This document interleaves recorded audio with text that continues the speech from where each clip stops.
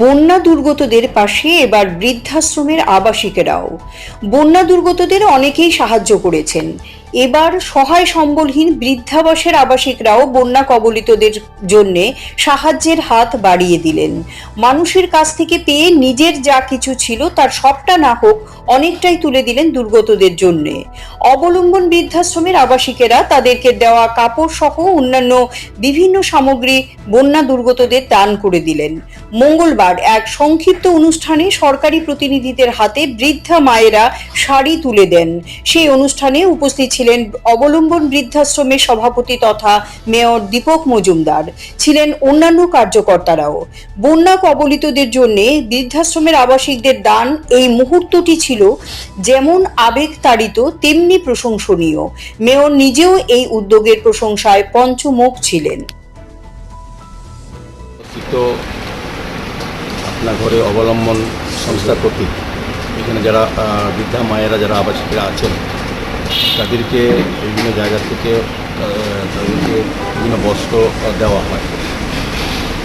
আর এই বন্যা ভয়াবহ বন্যা ত্রিপুরা যে বন্যা হয়েছে তাতে আমাদের যারা অবলম্বনে যারা কর্মকর্তারা এবং বিশেষ করে যারা আবাসিক মায়েরা আছেন তারা যে বন্যায় দুর্গত যারা হয়েছেন তাদের পাশে দাঁড়ানোর জন্য তাদের মানসিকভাবে তাদেরকে দেওয়া যে জিনিসগুলি, বিশেষ করে এখানে আমি দেখেছি যে শাড়ি এবং ধুতি 170টা, ব্ল্যাঙ্কেট 27 ছোটো সাইজ এবং ডাবল সাইজ যেটা আছে 14টা, বেডশিট 7টা, শাল 32টা এবং সয়াবিন 11.5 কেজি এবং প্রিন্টেড শাড়ি 32টা তারা নিজেদের থেকে। এগুলি একটা আমি বলবো এটা মহান দান। এই ক্ষেত্রে তাদেরকে দেওয়া জিনিস তারা না ব্যবহার করে যারা বন্যায় ক্ষতিগ্রস্ত তাদের কথা চিন্তা করে মায়েরা কিন্তু তাদের জন্য তাদের জিনিসটা দিয়ে দিচ্ছে। এটা একটা বিশেষ বড় দৃষ্টান্ত, যা আমার দেখা মধ্যে যেটা প্রথম আমার অভিজ্ঞতা উপলব্ধি।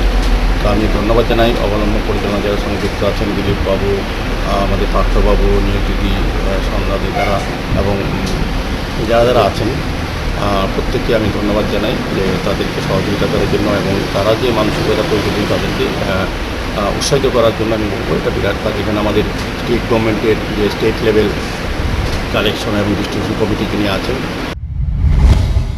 CRI TV, channel for news and entertainment.